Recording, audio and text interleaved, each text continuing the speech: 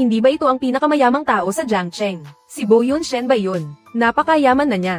Ano pa ba ang ipinagdarasal niya? Nagdarasal siguro para sa asawa at anak. 3 henerasyon na ang pamilya Bo na iisa lang ang tagapagmana. Si Boss Bo ay 30 na pero single pa rin. Kung wala siyang magiging anak, ang bilyon-bilyong ari-arian na ito, hindi natin alam kung kanino lang mapupunta. Akala ko ba ay nandito siya para ipagdasal ang kalusugan ni Lola Bo? Bakit naging paghahanap na ng babae?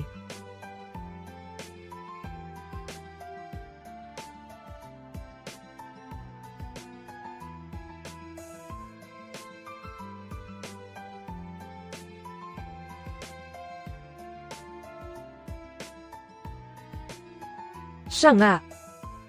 Sandali, hintayin mo ako.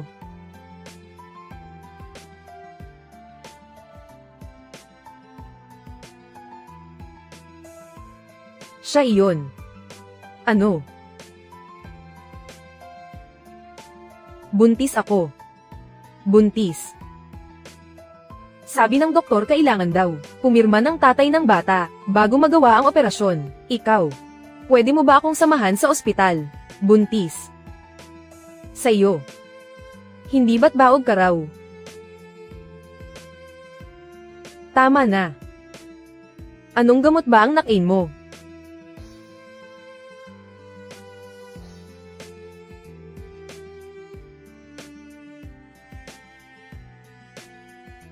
Kung pera ang gusto mo, sabihin mo na lang ng diretsahan. Mayroon akong medical certificate mula sa doktor. Hindi ako magkakaroon ng anak. Hindi ako pumunta rito para sa pera. Nakaipon na ako para sa pambayad sa operasyon. Pirma mo na lang ang kulang. Sabi ng doktor kapag walang pirma, hindi nila gagawin ang operasyon. Kulang pa ba? Hindi talaga. Hindi iyon. 1,000,000, wala nang dagdag pa. Huwag kang masyadong sekim. Hindi talaga. Hindi talaga pera ang sadya ko rito. O kaya, tulungan mo na lang akong ibalik ito sa kanya.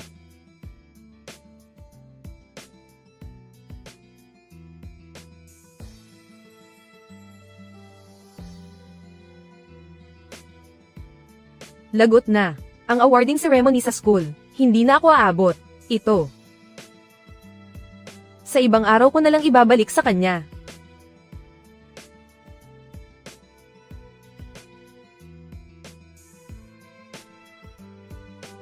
Sabi mo hindi para sa pera, pero kinuha mo rin. Ano ba talagang meron sa inyong dalawa?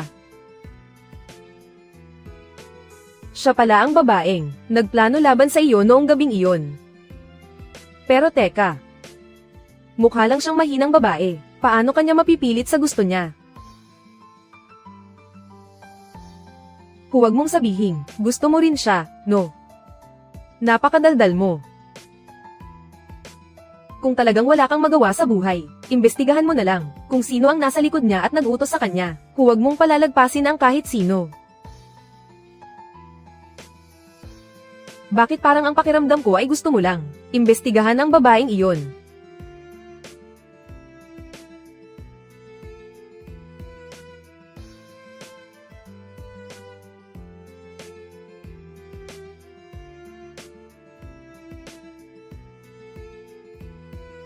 Paano kayo nakapasok dito?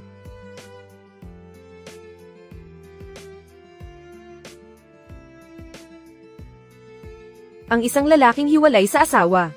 Gaano ba siya kagaling? Bakit hindi mo nalang hayaan ang sarili mong anak ang magpakasal sa kanya? Ikaw. Ang lakas ng loob mong ikumpara ang sarili mo sa akin. Ako ang tunay na anak ni na papa at mama. Ikukumpara mo pa ang sarili mo.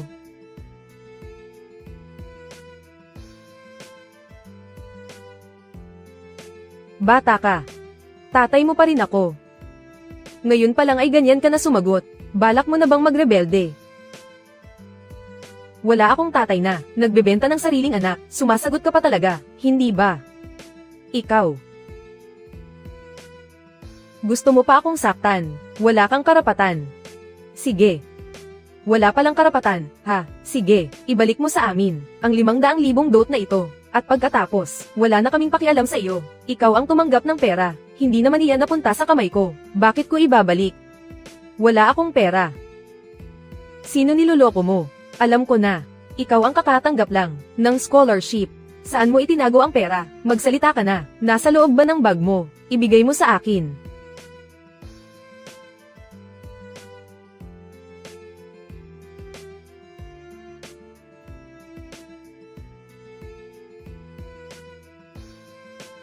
Ang ampaw na ito.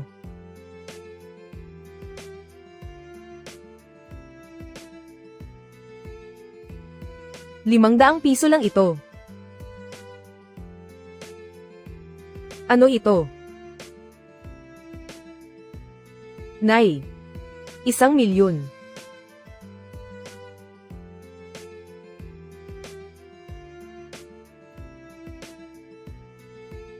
Sabi ko na nga ba niloloko mo ako? Ano ito, ha?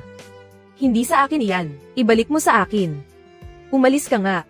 Sa mga dukha mong kaibigan, sinong magbibigay sa iyo ng 1,000,000? Sabi ko na nga ba? Kaya ayaw mong magpakasal kay Manager Wang. Bata ka. Napakasama ng asal mo. Dinudungisan mo ang dangal ng pamilyang Wen. Ang perang ito, kukumpiskahin ko na. Huwag. Hindi talaga sa akin ang perang iyan. Ikaw, anong pera mo? Maganda ka sana, pero sinaktan mo ako kanina. Buwisit.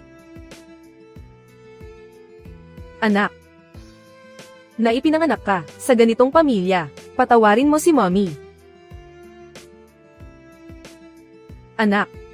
Dahil hinayaan ng langit na manatili ka sa akin, mula ngayon, tayong dalawa, ay magdadamayan habang buhay. Si mommy, ay magsisikap para sa iyo, para pambili ng gatas mo.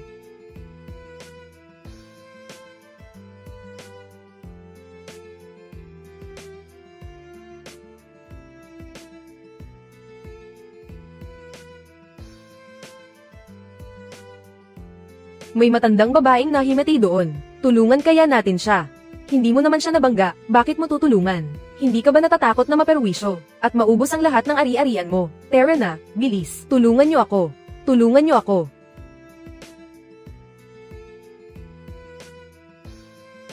Lola, ayos lang po ba kayo?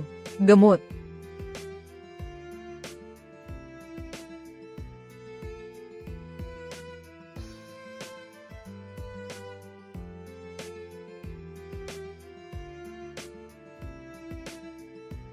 Halika po, bangon kayo. Delivery, Lola.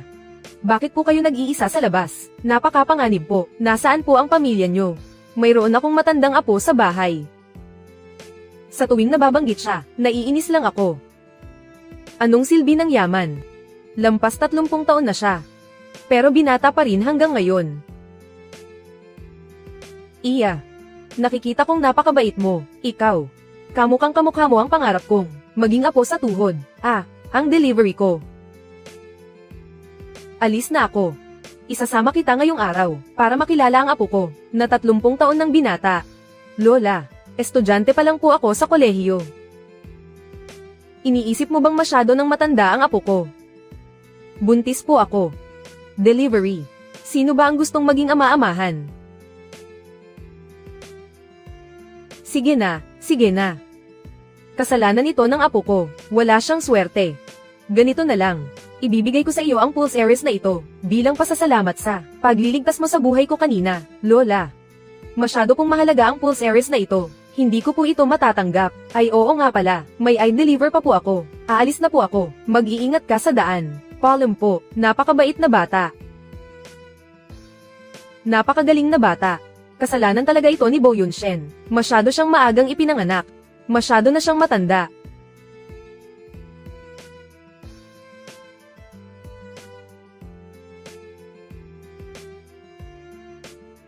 Sino kayang naninira sa iyo sa likod mo?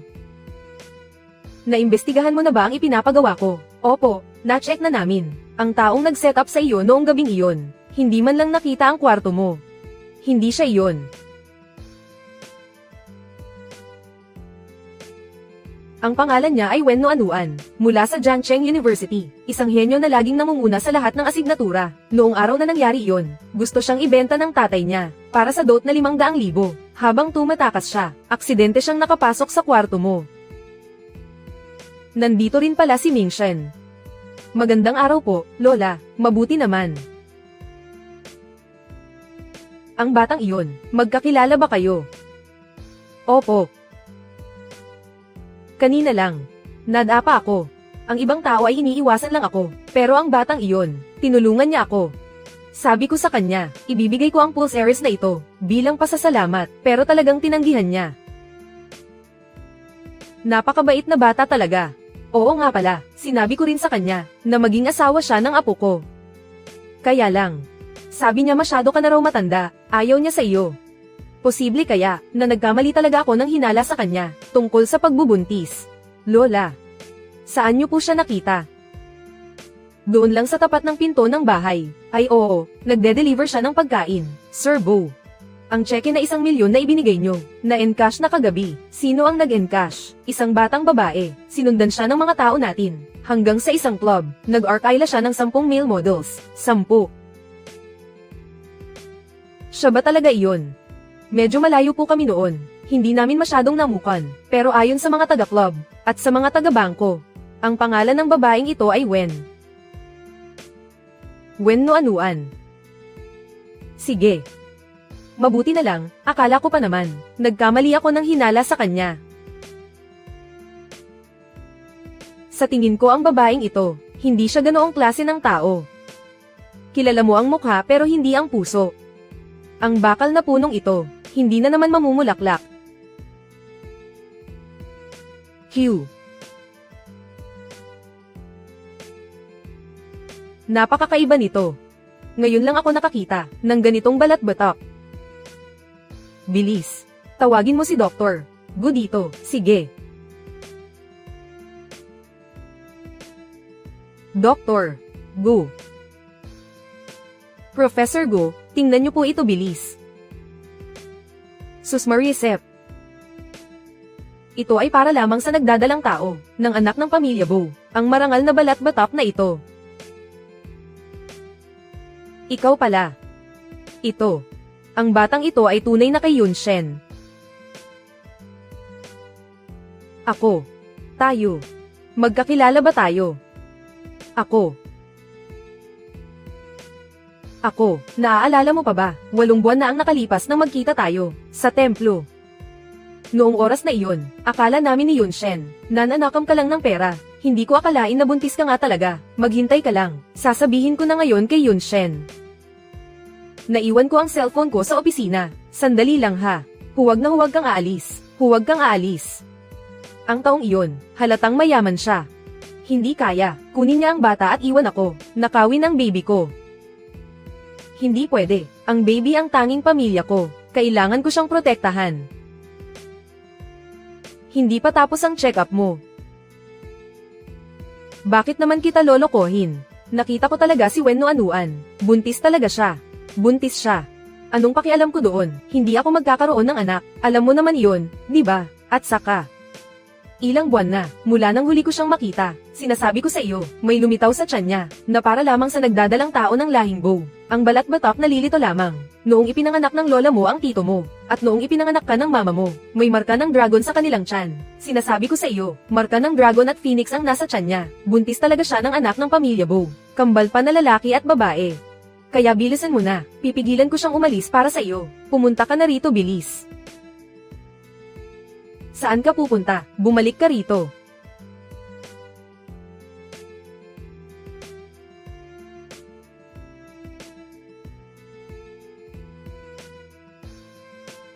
Nasaan na siya?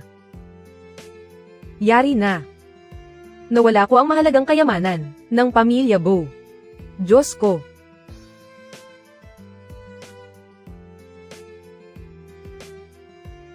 Kinabahan ako doon.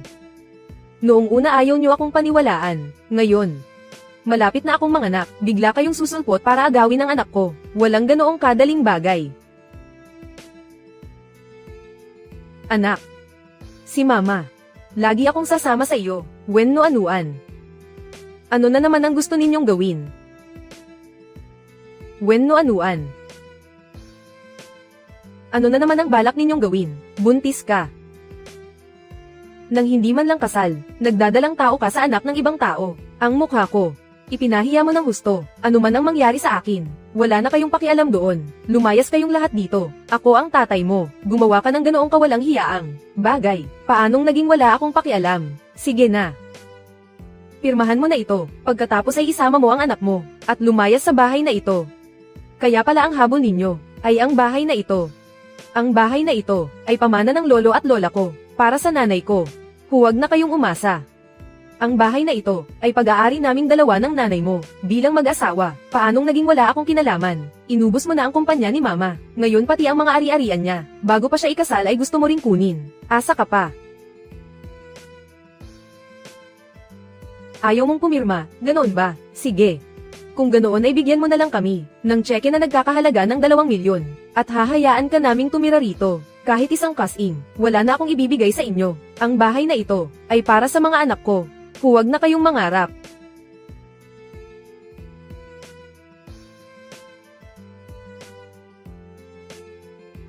Opo, naintindihan ko. Naimbestigahan na po, noong huling taon niya sa kolehiyo. Dahil sa pagbubuntis, wala ni isang kumpanya ang tumanggap sa kanya. Kaya nag-deliver na lang siya ng pagkain.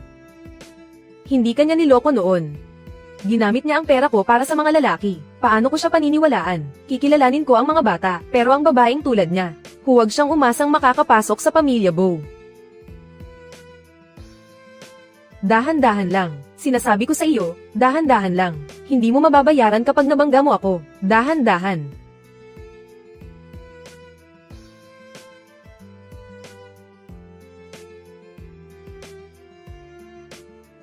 Napakagaling, ma, pa.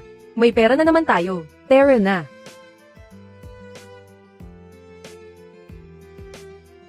Anong ginagawa ninyo, saklolo? Iligtas ninyo ang anak ko. Iligtas ang anak mo.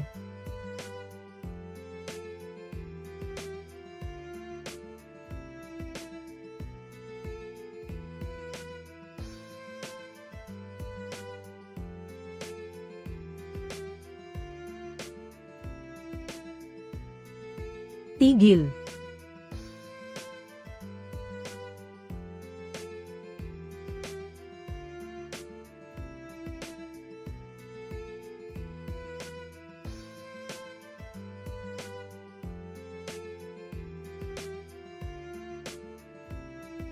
Sino ka ba?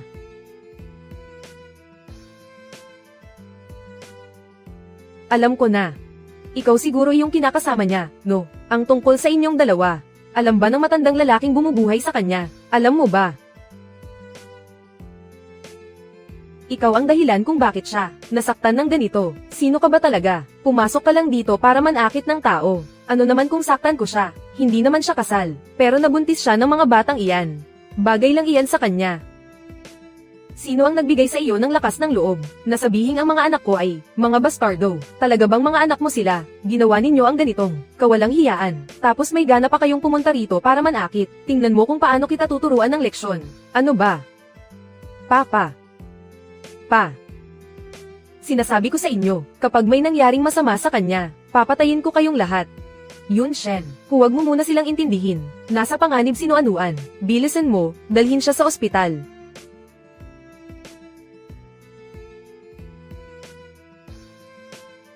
Ang lahat ng ginawa nila, ibabalik ko sa kanila ng doble. Isumbong sila sa mga autoridad. Gagawin ko ang lahat para mabulok sila sa kulungan.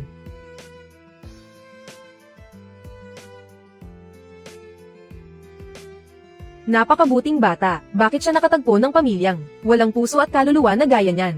Apo, dahil sa iyo, ang Bo Group ay mayroon ng mga tagapagmana. Ikaw ang pinakamahalagang tao sa pamilya Bo. Mula ngayon, sino man ang manggahas na apihin ka, ako ang magiging sandigan mo. Pamilya Bo. Kayo ang pinakamayamang pamilya Bo. Makikita ko pa ba ang mga anak ko? Huwag ka nang magdrama. Hindi ba't matagal mo na itong alam? Kung hindi, bakit nagkataon na pumasok ka sa kwarto ko? Ako, hindi ko talaga alam kung paano kakausapin ang apo ko sa tuhod. Hinayaan mo siyang magbuntis at magdusa sa labas sa loob ng 8 buwan. Hindi pa tayo tapos sa usaping ito. Lola, siya ang biglang pumasok sa kwarto ko. Lalaki ka. Nagkaroon ka ng kambal nang wala kang kahirap-hirap. Dapat ka pang magpasalamat. Apo ko. Hayaan mong pagsilbihan ka niya, utusan mo siya sa kahit anong gusto mo, papakainin ka niya. Susuklayan, at kahit pabilisin mo pa siyang hugasan ng paa mo. Lola, tama na po. Pupunta muna ako para makita ang dalawa kong pinakamamahal na apo sa tuhod. Sige na. Lola.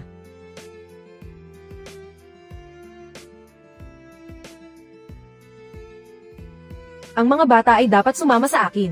Maibibigay ng Bow Group sa kanila ang pinakamagandang edukasyon na kahit magtrabaho ka habang buhay, ay hindi mo kailanman kikitain. Inaamin ko iyan, pero ako ang ina ng mga batang ito. Iyan ang katotohanan. Hindi mo kailanman mababago. Bakit ko naman babaguhin ang pagiging ina mo? Ikaw ang ina nila. Hindi ko hahayaan na ang mga bata ay aking walang pagmamahal ng isang ina. Pero hanggang doon na lang iyon. Huwag ka nang magbalak ng kung ano pa. Nagpaplano. Ako. Anong pinaplano ko? Anong pinaplano mo? Alam mo sa sarili mo, binigyan kita ng 1 milyon. Wala kang ginastos kahit isang cash-in. Para sa mga bata. Anong klaseng ina ka? Mali ako tungkol sa 1 milyong iyon. Sa susunod, hahanap ako ng paraan para bayaran ka. Ang paraan mo ay ang pumasok sa pamilya Bow at maging madam, di ba? Hindi. Bakit ang tao na ito ay sobrang bilib sa sarili? Wala akong sinabing gusto kitang pakasalan. Kung sinabi mo lang sana ng mas maaga na hindi mo kukunin ang mga anak ko, tatakas ba ako? Muntik na nga akong mapatay. Ang tanga mo tapos ako pa ang sisisihin mo. Kapapanganak ko lang, huwag mo akong galitin, kundi ibubunyag ko ang tungkol sa SpongeBob na underwear mo. Ipagkakalat ko talaga. Subukan mong magsalita ng kung ano-ano sa labas, at hinding-hindi ko na ipakikita sa iyo ang mga bata. Subukan mong ilayo ang mga bata sa akin, at magsasalita talaga ako ng kung ano-ano. Ikaw.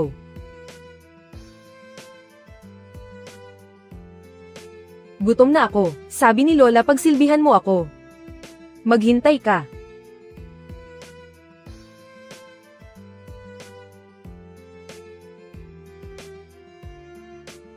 Kapapanganak ko lang, huwag mo akong galitin, kundi ibubunyag ko ang tungkol sa SpongeBob na underwear mo. Ipagkakalat ko talaga.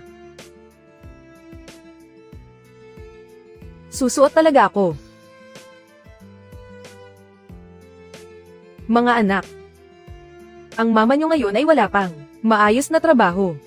Ang iwan kayo sa pamilya Bow ay para sa ikabubuti nyo. Kayo. Maiintindihan nyo ako, di ba? Kahit na ang papa nyo ay napakasungit. Mabuti na lang, hindi siya taong walang katwiran. Madalas na pupunta si mama para bisitahin kayo. Kayo pa rin ang pinakamahal ng inyong mama. Bakit ang bilis mo namang?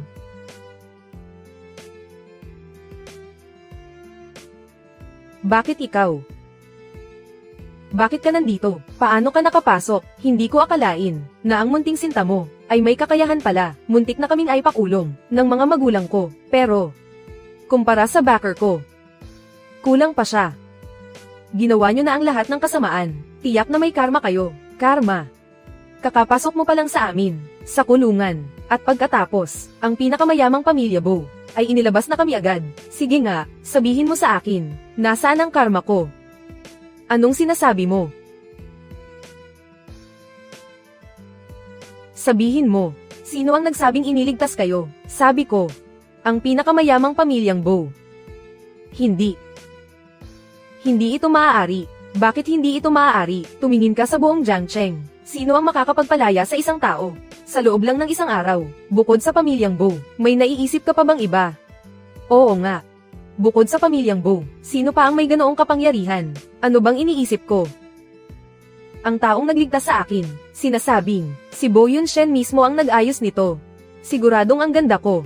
Ang nakaantig kay Bow Yunshen. Kaya naman, hindi niya matiis na makita akong nagdurusa sa kulungan kapag nakapasok na ako sa pamilyang Bow. Ikaw at ang mga anak mo, maghanda na kayong mabulok sa impyerno. Halos mapatay na ni Wenqing ang mga anak niya. Pero nagagawa pa niyang magpanggap sa harap ko. Niloloko lang ba niya ako para lang ipanganak ang mga bata? Kung pakakasalan niya si Wenqing, ang dalawa kong anak, hindi maaari. Kung mapupunta sila sa kamay ni Wenqing, mapapahamak ang buhay nila. Hindi pwede.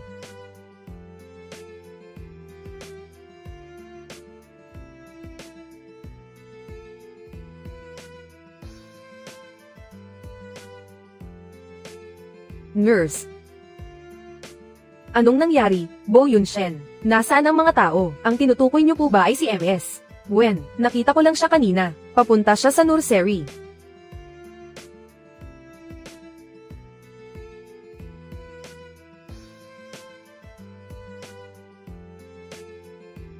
Lola, hindi niyo ba binabantayan ang mga bata sa loob? May nag-aalaga naman sa kanila, malamig sa gabi, kaya ibinili ko ang 2 apo ko, ng mga kumot.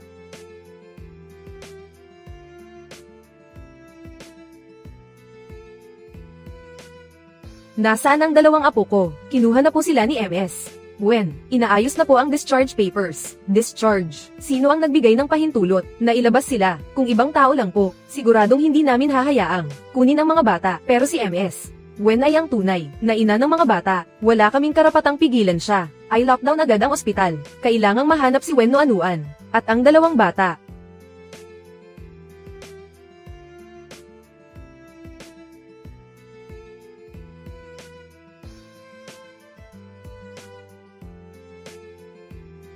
Habol, bilis.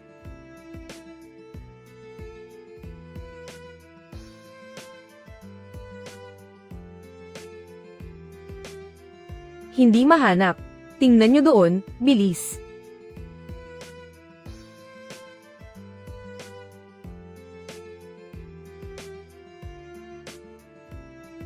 Mga anak, tulungan nyo si Mommy na makalabas ng maayos sa pintong ito. Isasama ko kayo palayo rito. Iwan mo ang mga bata. Sino ka? Anong balak mong gawin? Sa mga anak ko, bilis, huliin ang kidnapper. Gusto niyang agawin ang mga anak ko. Sa gitna ng tirik na araw, nang aagaw ng bata sa ospital, tumawag kayo ng pulis at huliin siya. Tama, ang kidnapper na ito, ipapakulong kita. Tabi, tumabi kayo. Pasensya na.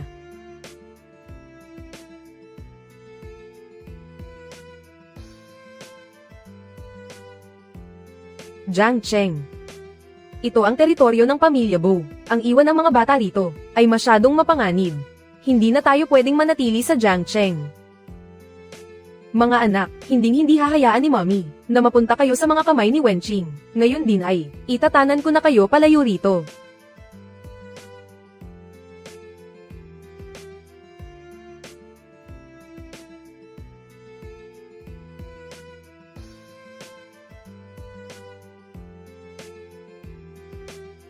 Sino kayo? Ako ang nanay ni Bo Yunshen. Inutusan ako ni Bo Yunshen na sunduin ang mga bata. Mga anak ko ito. Wala silang kinalaman kay Bo Yunshen. Kung may kinalaman o wala, hindi ikaw ang magpapasya. Kunin ang mga bata. Mga anak ko ito. Nang wala ang pahintulot ko, wala kayong karapatang kunin sila. Noong kinuha ng matandang babaeng iyon, si Bo Yunshen noon, hindi rin siya humingi ng pahintulot sa akin. Ngayon, kukunin ko ang mga apo ko, at hindi ko rin kailangan ng pahintulot mo. Anong sinabi mo? Hindi ka pinadala ni Bo Yunshen. Sino ka ba talaga? Matalino ka rin pala. Noong kinuha ng matandang iyon, si Bo Yunshen, pinagkaaitan niya akong kilalanin bilang ina. Ngayon, kukunin ko rin ang mga anak niya para malasap din niya ang pait ng hindi makilala ng sarili niyang mga anak. Sabihin mo nga, bakit sa dinami-rami ng lalaki, kay Bo Yunshen pa ang pinili mong maging ama? Sugod. Huwag, anak ko, mga anak ko, bitiwan niyo sila, bitiwan niyo ang mga anak ko, anak. Mga anak, kung may galit at puot ka, bakit hindi ka lumaban sa pamilya Bo? Bakit sa 2 sanggol ka lang? Nakapapanganak pa lang naglalakas loob, kaya pala hindi ka kinikilala ni Bo Yunshen bilang ina, saktan siya.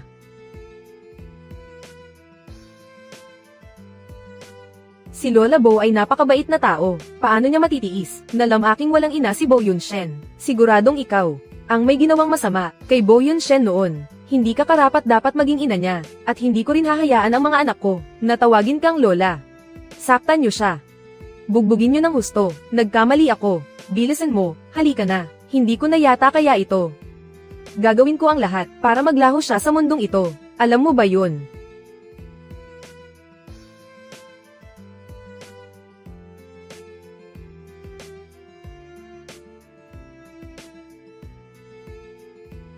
Tigil.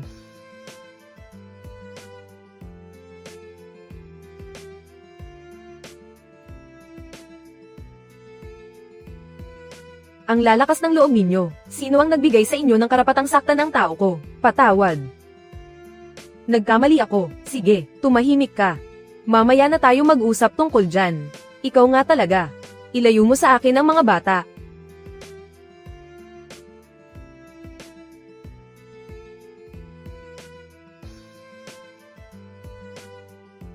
Ngayong araw, sa harap mismo ni Yunshen, sasampalin kita. Mula ngayon, kapag nagtangka ka pang saktan ang mga bata ng pamilya Bo, o gumawa ng masamang balak, ipakukulong kita. At habang buhay, huwag mo nang asahang makakalabas ka pa. Dati, minaliit mo ang pinagmulan ko. Ayaw mo akong payagang palakihin si Yunshen. At hindi mo hinayaan si Yunshen. Nakilalanin ako bilang ina niya. Pero ngayon, hinahayaan mong si Yunshen ay mapakasal sa probinsya ng babaeng ito. Anong karapatan niyang pumasok sa pamilya Bo?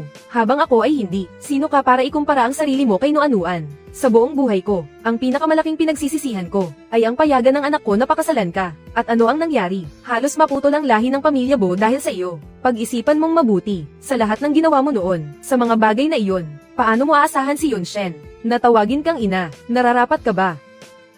Yunshen, hindi sinasadya ni Mama ang nangyari noon. Mapapatawad mo ako, di ba? Sige. Sige. Hindi ko akalaing nagluwal ako ng isang taong walang utang na loob. Pagsisisihan mo ito. Noanuan. Noanuan. Hindi ka ba natakot? Noanuan. Noanuan. When Noanuan. Noanuan. Kapag ang lalaking ito ay hindi naging mabuti sa iyo, sabihin mo lang kay Lola. Papagalitan siya ni Lola para sa iyo. Huwag mo namang bigla-bigla na isasama ang mga bata at aalis. Ang ginagawa mong iyan, tinatakot mo si Lola. Lola, kasalanan ko po ang lahat. Natakot lang po talaga ako na baka masaktan ang mga bata. Naiintindihan ko. Marami na ring naranasan si Lola. Ang kagustuhan mong protektahan ang mga bata, naiintindihan niyan ni Lola. Huwag kang mag-alala, ikaw ang tunay na ina ng mga bata. Walang sino man ang makakapagpabago niyan. Salamat po, Lola. Hindi ka pa kumakain, di ba? Kumain ka muna. Si Lola naman, ay babantayan ang dalawang maliliit na apo. Sa pagkakataong ito, tiyak na si Lola, ay hindi lalayo sa kanila kahit isang hakbang. Pag-usapan natin ito ng maayos.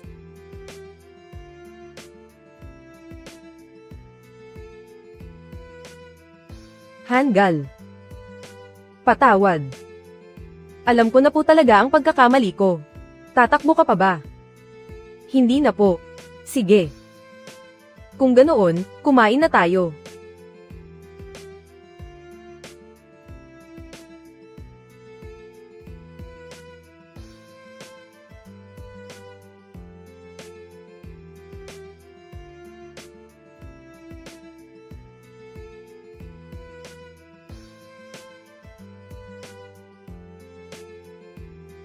Handa na akong mabugbog. Hintayin mo akong makapunta dyan. Ang paraang ito, ikaw lang talaga ang makakaisip niyan. Noong oras na iyon, wala na rin. Wala nang ibang paraan. Kailangan ko lang siyang galitin. Pero huwag kang mag-alala. Noong bata pa ako, madalas akong apihin ng pamilya Wen. Hindi ako ganoon kaina. Halika.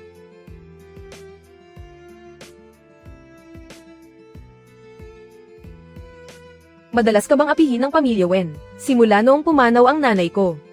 Pumasok sa bahay ang madrasta at kapatid ko sa labas. Ang mabugbog ay parang pagkain na lang sa araw-araw. Pero huwag kang mag-alala, lagi akong gumaganti. Kung sinaktan niya ako, mas sasaktan ko siya. Bakit mo? Hindi kinikilala ang nanay mo. Bakit? Hindi mo siya kinikilala.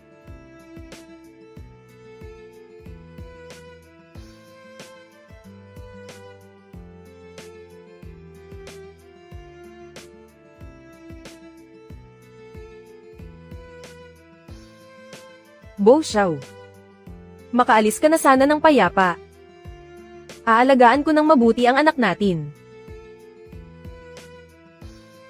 Wala kang karapatan na magbigay-pugay sa kanya rito, Liz. Simula ngayon, huwag na huwag ka ng tutapak sa Bo Jia, at huwag mo na ring pakikita kay Bo Yunshen. Bakit naman ako makikinig sa iyo? Ako ang byuda ni Bo Xiao, at higit sa lahat, ako ang tunay na ina ni Bo Yunshen. Tumahimik ka, wala kang karapatang banggitin ang pangalan ni Bo Xiao. Noon, Ginamit niya ang pagputol ng ugnayan namin bilang mag-ina, para pilitin akong papasukin ka sa pamilyang ito. Pero ikaw, dahil lang sa maliit na bagay, inagaw mo ang manibela, na naging sanhi ng malalang pinsala, sa mag-ama. Pero wala kang pakialam. Hindi ka man lang humingi ng tulong, at sarili mo lang ang inisip mo para makatakas. Dahil sa iyo, ang anak ko, ay nawalan ng pagkakataong mailigtas agad. Dahil sa iyo, si Bo Yunshen, ay nagkaroon ng maraming bali sa buong katawan, at muntik ng mamatay.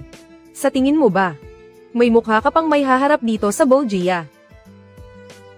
Bo Yunshen, sobrang natakot lang ang nanay mo noon. Hindi ko sinasadya.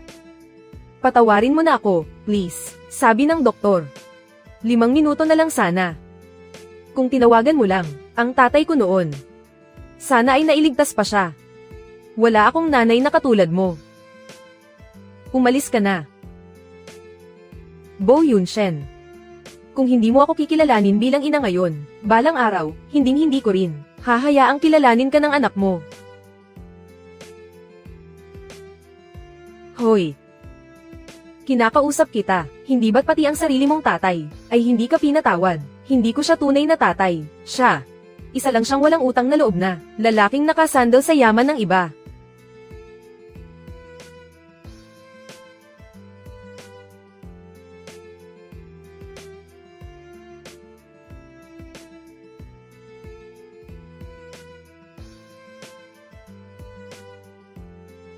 Maligayang pagdating, Madam, Young Master, Little Miss. Tuloy po kayo sa loob. Hindi. Hindi ako ang madam dito. Hindi pa kami kasal. Hindi pa kasal.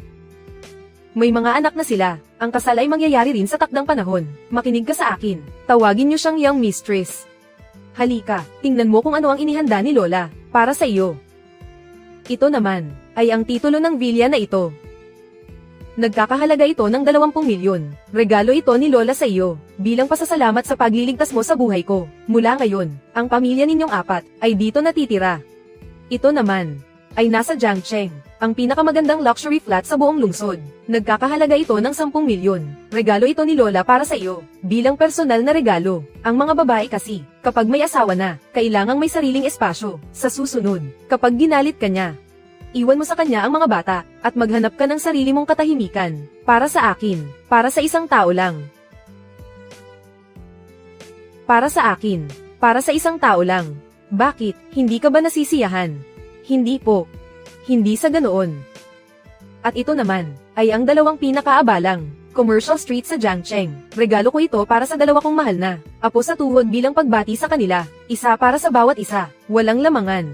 Bilang ina nila, itago mo ito para sa kanila. Ang tinatayang kikitain nito taon-taon, ay aabot sa 10 bilyon. Tingnan mo rin ang mga iyon, mga World Limited Edition na, Rolls Royce, at mga pinakamahaling alahas sa mundo. Halika.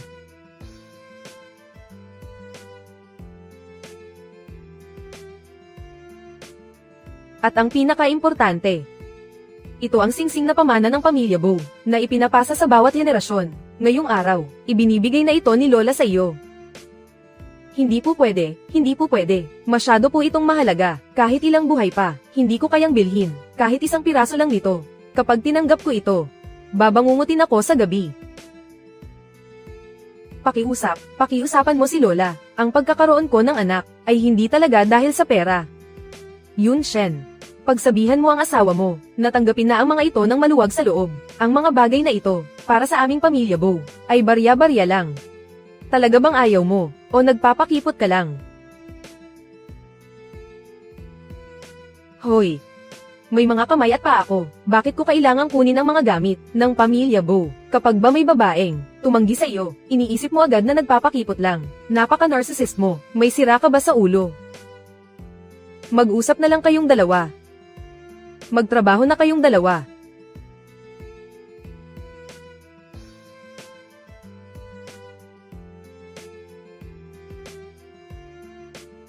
Bakit ka umiiwas? Hindi naman nangangagat ang singsing.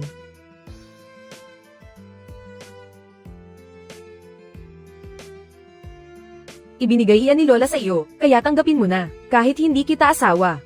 Ikaw pa rin ang ina ng tagapagmana ng pamilyang Bo. Pero ang mga gamit na ito, bawal popahan, bawal ibenta, Ang taunang kita mula sa Commercial Street, ilalagay ko sa card ng mga bata. Kung gusto mong gumastos, kailangan mo muna ng pahintulot ko. Huwag siyang hayaang magwaldas ng pera. Tingnan natin kung makakakuha pa siya ng mga male model. Syempre hindi ko gagawin iyon. Hindi ko gagastusin ang pera ng mga anak ko. May trabaho ako, kaya kung kumita ng sarili kong pera, ang karera mo. Ang pagde-deliver ng pagkain, ano namang masama sa pagiging delivery rider? Pinaghihirapan ko iyon, marangal na trabaho. Hindi iyon nakakahiya. Hindi nga nakakahiya ang mag-deliver, pero sayang naman ang ilang taon mo, na pinagsabay ang trabaho at pag-aaral, sa 4 na taon sa kolehiyo. Kung hindi lang dahil, sa panganganak sa 2 batang ito, matagal na sana akong nag-internship. Ano namang balak mo sa internship? Syempre, pumasok sa malaking kumpanya, pangarap ko na magtrabaho sa isang korporasyon, maging isang CFO, kumita ng milyon-milyon taon-taon, at maglakad ng may otoridad. Ang sarap pakinggan, pero parang suntok sa buwan. Kahit diploma sa kolehiyo, wala ka pa nga. Ang lakas din ng loob mong mangarap. Lagot na ang graduation thesis defense ko.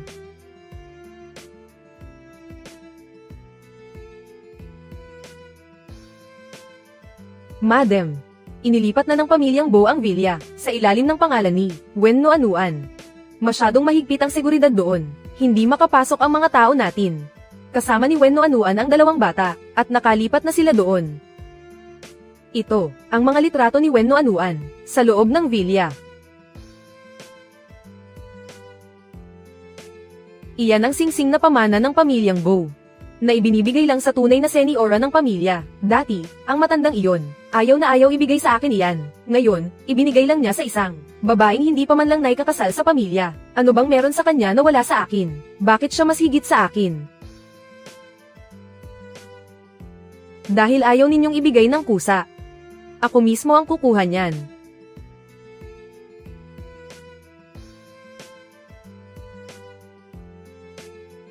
Umalis ka sa daan ko, Wen No Anuan. Sino ba talaga ang lalaking iyon, nakasama mo? Bakit niya na naman ipinakulong, sina papa at mama? Magsalita ka, utusan mo ba siyang gawin iyon? Ipinakulong na naman sila, ni Bo Yunshen. Bakit nandito ka pa, ako? Kung hindi lang dahil kina papa at mama, na umako sa lahat ng kasalanan ko, malamang nadamay na rin ako sa paninira mo, at mabubulok sa kulungan habang buhay. Talaga pa lang, mahal na mahal mo ang mga magulang mo. Hinayaan mo silang makulong para sa iyo. Talagang napakabait na anak. Ikaw, Wen No Anuan. Nandito na ba si Wen No Anuan? Nandito na, nandito na.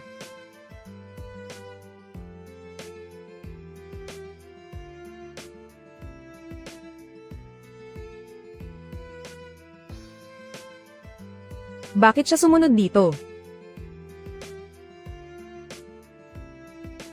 Ikaw ba yung na may mga grado sa lahat ng asignatura, na puro perfect score, estudyanteng Wen No Anuan? Opo, ako po si Wen No Anuan. Magaling. Dito sa Jiangcheng University, maraming matatalino. Pero ang tulad mo, isang top student na perfect score sa lahat, ikaw pa lang ang kauna-unahan. Sige, simulan mo na ang iyong thesis defense. Salamat po, Professor. Ang paksa ng aking defense ngayong araw ay ang digitalization ng corporate finance, at ang epekto nito sa kahusayan ng mga desisyong pinansyal.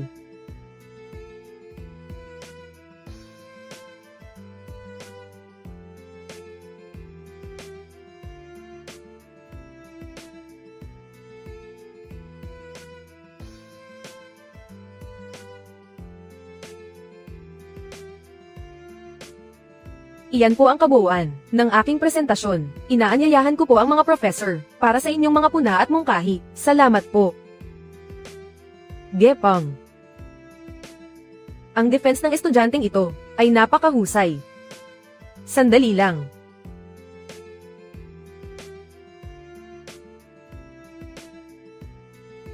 Anong balak mong gawin? May nagsabi sa akin, basta't mapabagsak at mapahiya kita, at masira ang iyong reputasyon, pakakasalan agad ako, ni Boss Bo sa pamilya nila. Kaya sisihin mo ang sarili mo dahil kinalaban mo ang taong hindi mo dapat kinalaban. Isinusumbong ko po na ang thesis na ito ni Wen No Anuan ay ninakaw lang o plagiarism. Isinusumbong ko po na ang thesis na ito ni Wen No Anuan ay isang plagiarism. Imposible. Mahusay mag-aral si Wen No Anuan, at mabuti rin ang kanyang pagkatao. Sa kakayahan niya, ang paggawa ng thesis na ito ay sisiw lang sa kanya. Hinding-hindi niya kailangang manggupya, Kung noong nakaraang taon ito, totoong hindi niya kailangang manggupya, pero sa loob ng isang taong ito, hindi siya nag-aral. At hindi rin siya nag-internship, inatupag lang niya, ang makipagtalik sa lalaki, at manganak. Kaya ang thesis na ito, ay imposibleng siya ang sumulat. Ano man ang ginawa ko, sa loob ng isang taon, kailanman ay hindi ko, pinabayaan ang aking pag-aaral at, paghahanda para sa graduation, puro ka lang salita. Anong basehan mo para sabihing nangopya ako? Ito ang ebidensya. Isang oras na ang nakalipas, na-publish ko na ang thesis na ito, at na-post, sa forum ng eskwelahan. Ito ang matibay na ebidensya. Tingnan nyo. Ipakita rin sa mga professor.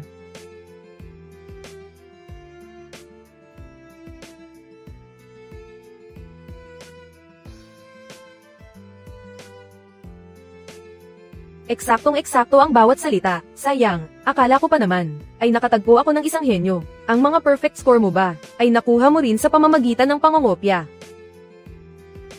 Hindi po, Profesor. Hindi po ako nagnakaw ng gawa ng iba. Totoo po ang lahat ng mga grado ko. Ngayong malinaw na ang ebidensya, nagawa mo pang magsinungaling. Ang plagiarism sa akademya, ay hindi lang magre-resulta sa pagkakatanggol mo sa paaralan, kundi isa ring krimen. Ang insidenteng ito, ay tiyak na iuulat namin sa pamunuan ng universidad. Dapat kang parusahan ng malubha.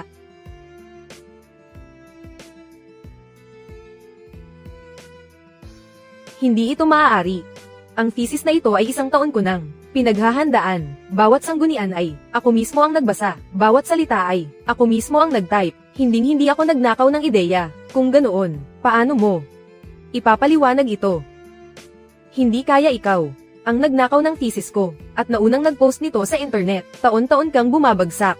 Ang mga sanggunian ng thesis na ito, ay mahigit 30 libro, na ang kalahati ay nasa wikang Ingles. Kahit pagbasa nyon ay hindi mo kaya, paano mo masasabing ikaw ang sumulat nito? Ate, bakit mo ako babaligtarin?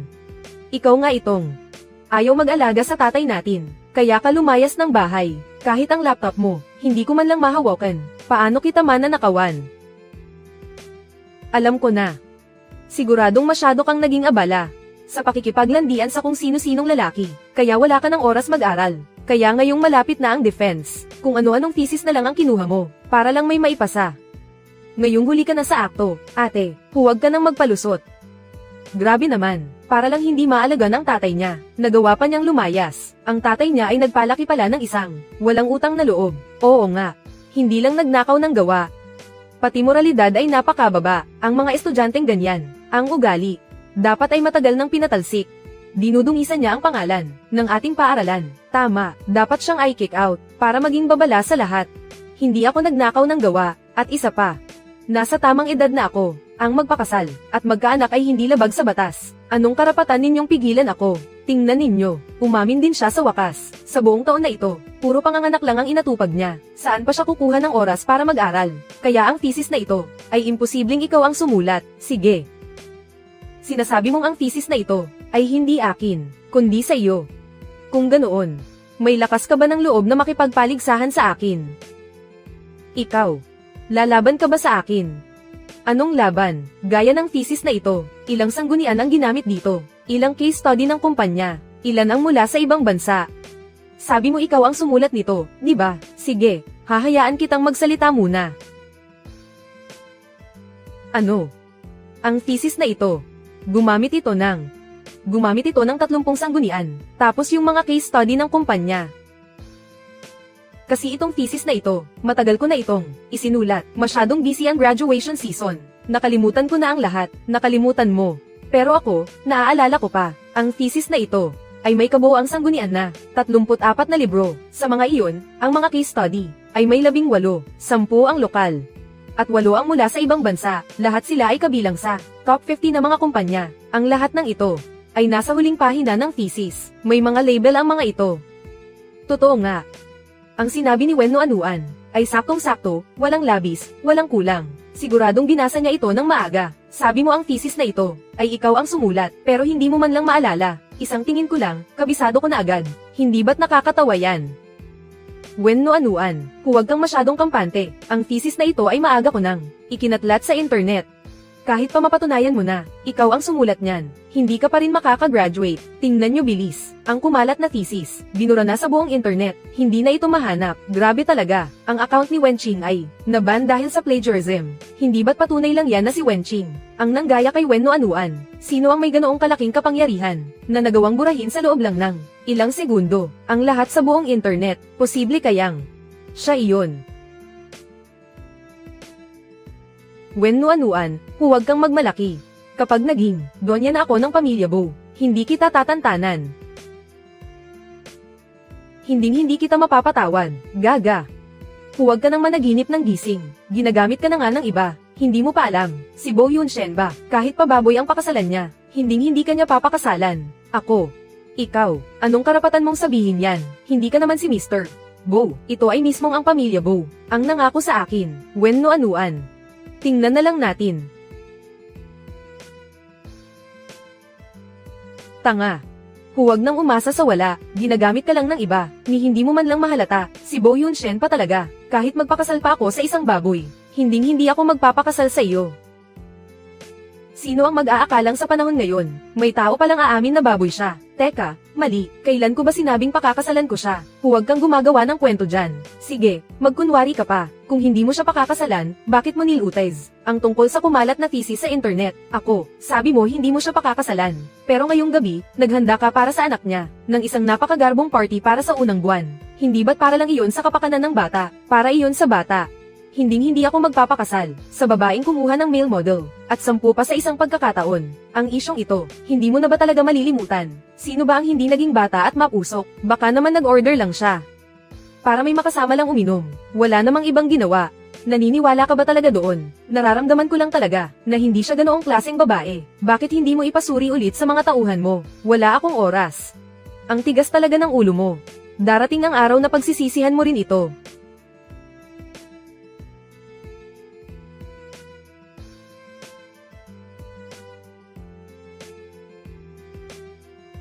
Hello. Tulungan mo akong mag-imbestiga sa isang bagay. Kailangan ko ba talagang mag-makeup? Sa tingin ko, maayos naman na ako ng ganito. Madam, bilin po ni President Bo, ang katayuan nyo, ay ang ina ng tagapagmana, ng Bo Group. Sa party ngayong gabi, dapat ay mukha kayong napakaganda. Miss Wen, ito po ang inihanda para sa inyo. Ang gown para sa party. Pakisukat nyo po ito mamaya. Sige na nga.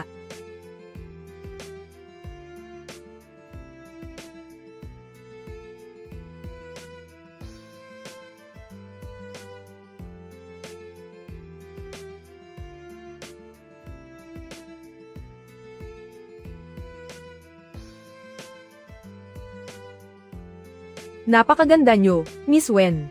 Ngayong gabi, siguradong, mabibighani ang lahat sa inyo. Hindi ba parang sobra naman iyan? Hindi pwede, masyadong agaw atensyon. Magpapalit na lang ako ulit. Iyan na iyan, huwag ka nang magpalit. Bakit nandito ka?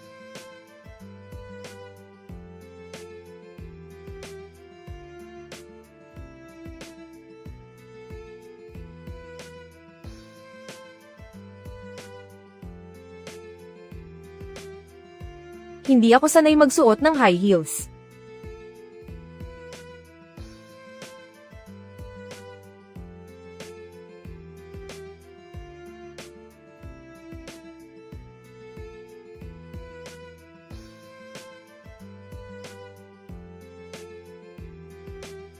Kung ganoon, isuot mo ang flat shoes mo. Ayos lang ba talaga ang ganito? Ang mga darating ngayon sa Jiangcheng ay mga kilala at makapangyarihang tao. Hindi ba ito magbibigay ng kahihiyan sa pamilya Bo?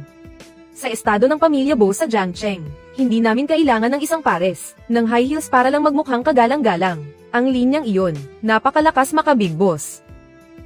Pero ang mga taong iyon, kaya mong harapin. Pero ako, hindi ko kaya. Muntik na akong hindi makapagtapos dahil sa mga pakana nila.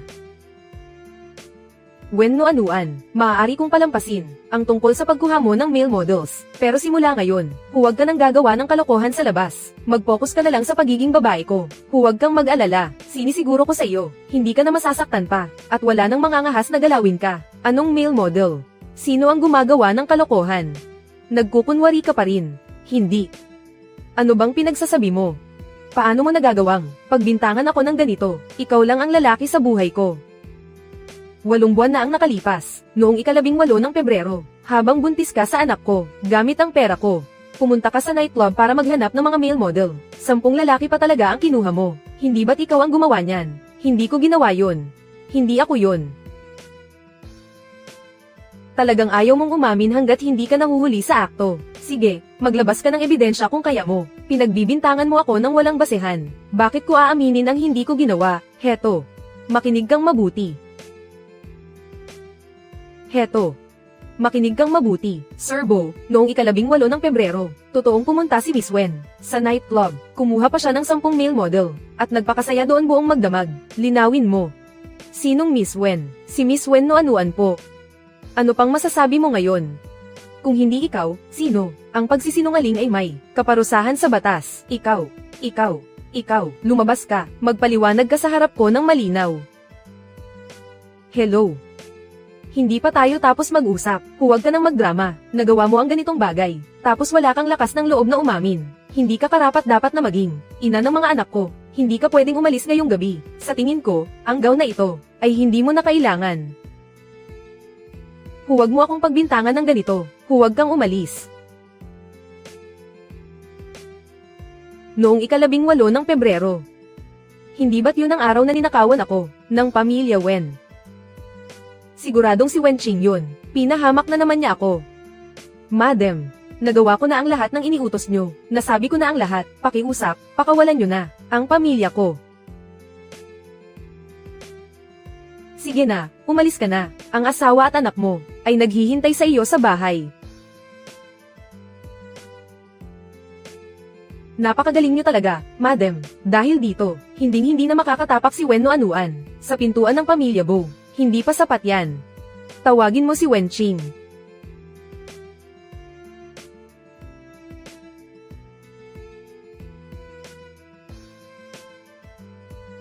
Madam, kayo po.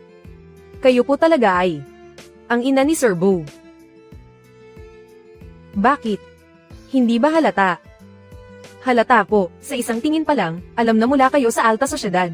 Isang kagalang-galang na ginang. Dahil sa inyo, si Sir Bo ay siguradong gwapo at matikas din. May pambihirang dating.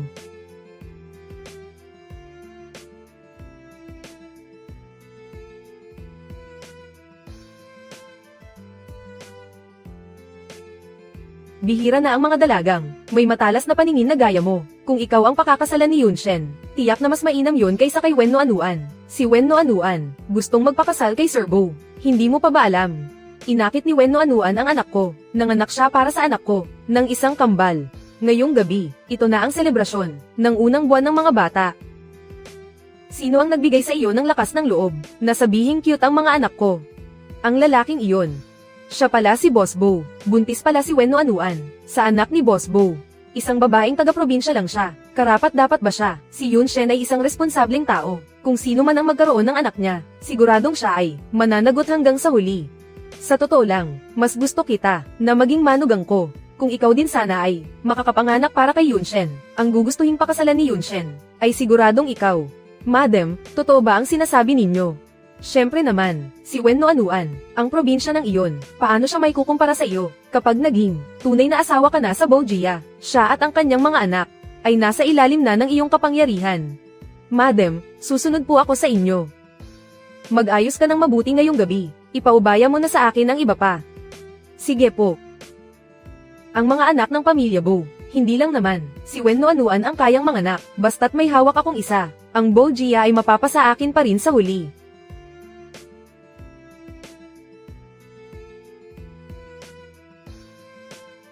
Kung ayaw pumunta, huwag pumunta. Kung ayaw isuot, huwag isuot. Pero ang mga kasamaang ginawa ni Wen Qing, hindi ko aakuin. Ang lugar na ito. Hindi ba ito ang commercial street na ibinigay ni Lola sa mga anak ko? Ibig sabihin, ang Night Color Bar ay umuupa lang sa gusali ng mga anak ko. Noanuan. Magsisimula na ang party. Bakit hindi ka pa nakakapagpalit ng gown, Lola?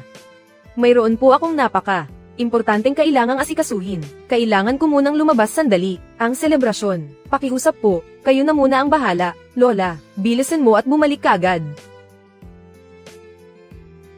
Gusto ko ang lahat ng CCTV footage noong gabi ng 18 ng Pebrero. Pati na rin ang lahat ng record ng mga gastos ng babaeng may apelyidong Wen. Sino ka ba? Ang CCTV namin dito ay hindi basta-basta pwedeng makita ng kahit sino. Ako lang naman ang may-ari ng gusaling ito. Kung ipakikita mo ito sa akin, ay ililibre kita sa upa ng 1 buwan. Kung ganoon, maghintay po kayo sandali. Itatanong ko lang sa boss namin. Sige, itanong mo. Hello, boss. Sige po. Sumunod po kayo sa akin dito. Sige.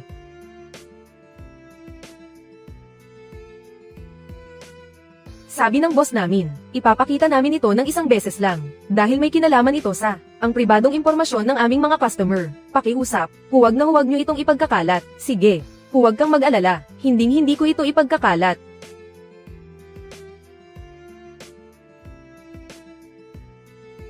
Tigil. Ang record ng mga binili, patanjin ulit ako. Sige, sandali lang ha. Ngayong hawak ko na ang mga ito.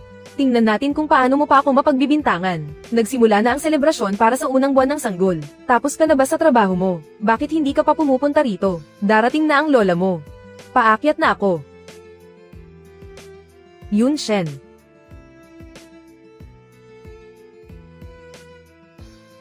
Yun Shen, aalis na ang iyong ina papuntang ibang bansa. Sa hinaharap, tayong mag-ina, baka wala na tayong pagkakataon na magkita pang muli. Ipinaghanda kita ng paborito mong kinakain noong bata ka pa. Tsokolate, sumama ka sa akin sa itaas para tingnan ito. Pwede ba? Sinabi mo na rin. Paborito ko iyon noong bata pa ako. Ngayon, malaki na ako.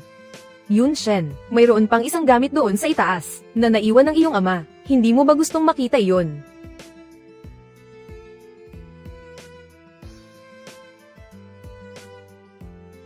Yun Shen, sa loob ng maraming taon, tayong mag-ina ay hindi man lang nakaupo ng maayos para mag-usap. Maupo ka. Huwag na, nasaan ang gamit ng tatay ko? Kukunin ko lang at aalis na ako. Yun Shen. Sa iyong ina, ganito ka ba talaga kawalang puso? Noon, gusto ko lang iligtas ang sarili ko. Anong mali doon? Bakit hindi mo man lang ako subukang intindihin? Mukhang peke lang ang tungkol sa gamit ni Papa. Puno ka talaga ng kasinungalingan. Wala ni isang katotohanan sa mga sinasabi mo. Sino ang nagsabi niyan sa iyo? Iyon bang matandang babaeng iyon? Siniraan na naman ba niya ako sa harap mo? May sarili akong pandinig at paningin. Kung anong klaseng tao ka, matagal ko nang alam. Mabuti pang umalis ka na. Huwag ka na uling babalik.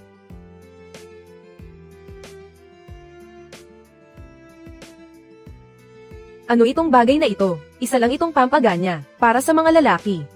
Ginagawa ito ni Mama, para sa ikabubuti mo. Lumabas ka na. Ginoong Bo, hayaan mong pagsilbihan kita, kaya ko ring bigyan ka ng anak. At saka, kumpara kay Wen no Anuan, mas marunong akong mag-alaga ng tao, Liz. Ginoong Bo, maling daan, dito po.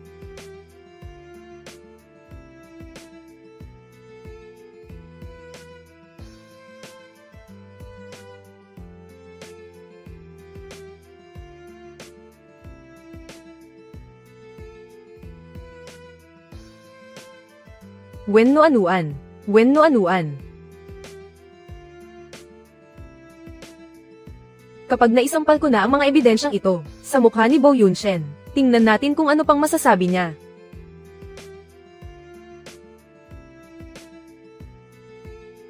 Hello. Hindi ba't pinagbawalan mo akong pumunta sa selebrasyon ng unang buwan? Bakit mo ako tinatawagan ngayon? Nalaman mo na bang pinagbintangan mo lang ako? Nagsisisi na ako. Hello, Bo Yunshen. Bakit hindi ka nagsasalita? Tunog ng static. Tumawag ka lang ba para palayasin ako? May sakit ka ba sa utak? President Bo, pumayag na ang nanay mo. Magkasama na kami. At sinabi pa niya, mas gusto niya ang magiging anak natin. Mas maganda ako kaysa kay Wen no Anuan. At mas malambing pa kaysa sa kanya. Subukan mo at malalaman mo. Huwag kang ang umiwas. Hoy, Bo Yunshen. Anong nangyayari sa iyo? Bo Yunshen.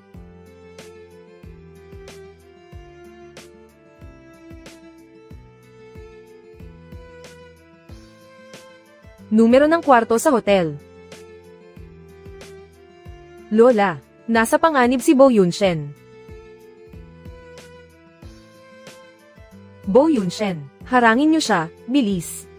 Ngayong araw, walang sinuman ang pwedeng sumire sa plano ko. Sa ginagawa mong iyan, lalo ka lang, kamumuhian ni Bo Yunshen. Matagal na niya akong kinamumuhian, higit na 20 taon na, wala na akong pakialam doon. Bakit kailangan mong gawin ito? Pinatay mo na ang tatay niya, gusto mo pa bang saktan pati siya? Dahil gusto ko ng sarili kong apo. Dahil ayaw mong ibigay sa akin ang mga anak mo, kaya magpapagawa na lang ako sa iba. Gusto ko lang maging lola. Mali ba yun? Gusto mo bang maging lola? O hinihintay mo lang mamatay ang matandang Donya para makuha ang lahat ng ari-arian? Ano naman kung kunin ko ang ari-arian? Dapat lang naman na may makuha ako. Nababaliw ka na. Bo Yunshen, magtiis ka pa ng kaunti. Ngayong araw, walang sinuman ang pwedeng sumire sa plano ko. Subukan mong humakbang pa, dudurogin ko yung bibig mo. Kaya pala si Bo Yunshen, ayaw kang kilalay ng ina, dahil hindi ka karapat-dapat, dahil wala kang malasakit sa bata. Huwag mo akong sisihin kung wala akong respeto sa matanda. Pigilan niyo siya, bilis.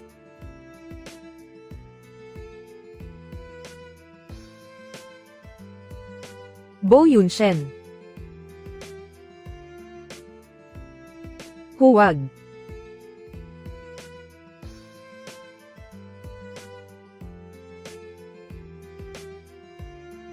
Bumaba ka rito. Wen no anuan. Ikaw na bata ka, ang lakas ng loob mong sirain ang plano ko. Papatayin kita. Ikaw, masyado kang maingay. Anong ginagawa mo? Salamat naman. At naligtas ang dangal ni Bo Yunshen. Sa wakas dumating ka rin. Kanina pa kita hinihintay. Bo Yunshen, gumising ka. Ako ito, si Wen no anuan. May problema sa insensong iyan. Patatayin ko iyan para sa iyo, para gaman ang pakiramdam mo. Huwag mong patayin.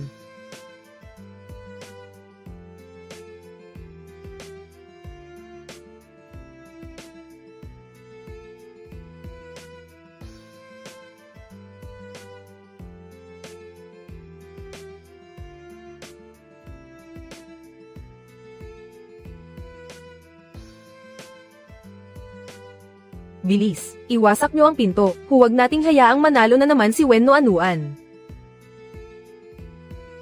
Kumuha pa kayo ng isang keycard sa front desk. Tingnan ko lang kung sino ang may lakas ng loob. Gusto ko lang naman ng isa. Isang apo na sariling akin. Anong mali doon? Nagawa mong agawin ang anak ko. Bakit hindi ko pwedeng agawin ang anak niya? Talagang wala kang pagsisisi. Balak ko sanang bigyan ka pa ng pagkakataon. Pero sa tingin ko ngayon, hindi na iyon kailangan. Itigil ang lahat ng operasyon ng kumpanya ni Linwan. Sabihin mo sa kanila, mula ngayon, sino mang makipagnegosyo kay Linwan, ay itinuturing na kaaway ng pamilyang Bo. Talagang uubusin mo kami. Mahal na mahal ako ni Bo Xiao higit pa sa buhay niya. Matitiis mo bang makita siyang hindi matahimik sa kabilang buhay, dahil lang sa alaala ni Bo Xiao? Kaya kita pinagbibigyan. Sa loob ng maraming taon, hinayaan kitang magpakalat-kalat gamit ang pangalan ng pamilyang Bo, at agawin ang mga kliyente namin. Kung hindi kita pinagbigyan, noon ka pa sa ibang bansa, namatay sa gutom. Imposible iyan. Nakarating ako rito, dahil sa sarili kong kakayahan. Sige, mula ngayon, pumasa ka sa sarili mong kakayahan. Tingnan natin, kung gaano ka talaga kagaling. Makinig kayong lahat, bantayan nyo ng maigi ang pintong ito. Sino mang magtangkang pumasok, baliin nyo ang mga binti. Opo. Madam, pero nasa loob pa si Wen no anuan. Paano kung muli siyang mabuntis ng anak ni Boss Bo? Anong gagawin natin? Wala kang silbi. Ako. Wen no anuan. Inagaw mo ang pagkakataon ko ngayong araw. Hinding-hindi ko rin hahayaang maging madali ang buhay mo.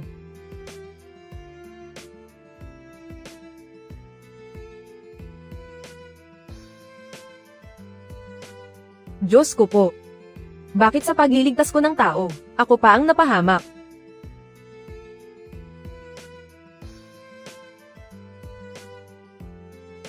Saan ka pupunta? Wala. Wala akong pupuntahan. Nagkaanak na tayo, at nakipaglaro ka na rin sa mga male model. Para kanino pa iyang pagpapakipot mo? Ikaw. Ano bang ikinagagalit mo? Buo ang tiwala ko sa iyo. Pero dahil lang sa sabi-sabi, pinagbintangan mo na ako agad. Ito ang parusa sa iyo. Pinagbintangan kita, isang babaeng nagngangalang Wen, nag-encash ng cheque sa bangko, at dumiretso sa club, para maghanap ng male model. Alin doon ang maling bintang sa iyo? Paano kung sabihin ko, na hindi ako ang taong iyon? Nakita kita mismo ng sarili kong mga mata, na kinuha mo ang cheque. Kung hindi ikaw, sino pa ba? Sige, sabihin na nating hindi ako. Anong gagawin mo? Kung mapapatunayan mong hindi ikaw, hihingi agad ako ng tawad sa iyo. Gusto ko. Tumahol ka na parang aso. Isip bata. Sige ba, gagawin ko. Huwag ka nang magkunwari pa, imposibleng magkaroon ka ng.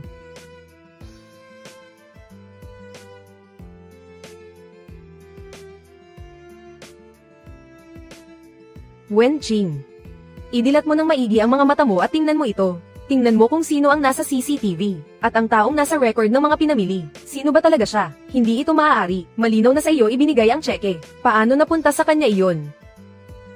Noong araw na umuwi ako, inagaw nila sa akin ang cheque. Kung mayroon akong 1,000,000, magtityaga ba akong buntis, habang nagde-deliver ng pagkain? Gusto ko ring ibigay sa anak ko, ang pinakamagandang nutrisyon. Kung ganoon, talaga bang ako lang ang lalaki mo? Buntis ako ngayon. Paano pa ako maghahanap ng ibang lalaki? Nagkamali ako, lahat ng nagbintang sa iyo, parurusahan ko sila ng matindi. Huwag ka nang magpanggap. Ang taong nagbintang sa akin, ikaw lang naman. Oo, lahat ay kasalanan ko, bawi na lang ako sa iyo. Babawi ako sa iyo ngayon din. Sino ba ang may sabing ganyan ang pambawi? Oh, anong gusto mo? Sabi mo kanina. Tumahol na parang aso. Pwede bang iba na lang? Kailangan ng lalaki ng dignidad. Alam mo pala ang salitang dignidad. Bakit hindi mo naisip yan kanina? Noong pinagbibintangan mo ako, hindi mo naisip na may dignidad din ako. Oh. Oh, talagang tumahol ka.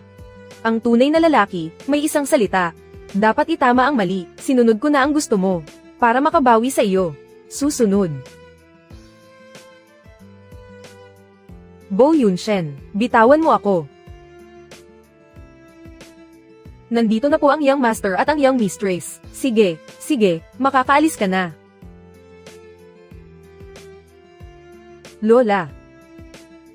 Nandito na kami. Pagod na pagod siguro kayo. Hali kayo rito. Ako mismo ang nagluto para sa inyo. Nitong sabaw. Uminom kayo para lumakas.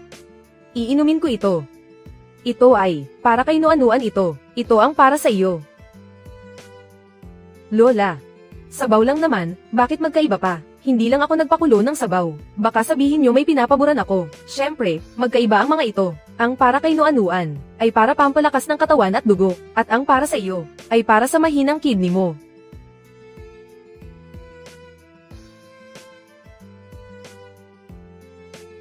Lola. Hindi pwedeng basta-basta uminom ng kung ano-ano. Anong kinatatakutan mo? Marami nang naranasan si Lola. Hindi naman kita ipapahamak. Sabihin mo kay Lola, kailangan ko ba talagang uminom nito? Lola. Aakyat muna ako para tingnan ng bata. Magsalita ka. Lola, titingnan ko rin ang bata. Maupo ka muna. May pag-uusapan tayo ni Lola. Halika, maupo ka rito. Lola. Ano ang plano mo para sa inyo ni Nuanuan? Anong gagawin mo, Lola? Plano ko siyang pakasalan. Ay naku, napakabuti niyan. Dapat kang magtiwala kay Lola. Hindi nagkakamali si Lola sa pagkilala ng tao. Si Nuanuan ay isang mabuting babae. Siya ang makakasama mo ng tapat, habang buhay.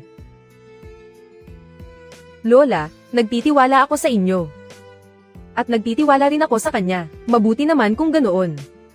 Iniisip ko na yung handaan kahapon, ay ginulo ni Linwan. Hindi tuloy nagkaroon ng pagkakataon si Nuanuan, na makilala ang lahat. Iniisip ko na sa susunod na 2 araw, dito sa bahay, magdaraos tayo ng isang maliit na pagtitipon, para formal na ipakilala si Nuanuan, sa lahat.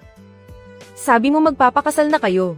Hindi naman pwedeng ang lahat, ay hindi pa alam, kung sino ang young mistress ng pamilyang Bo, para na rin hindi na maapi si Nuanuan, kapag lumalabas siya, at para na rin ikaw, ay hindi na pagdiskitahan ng ibang tao. Sige.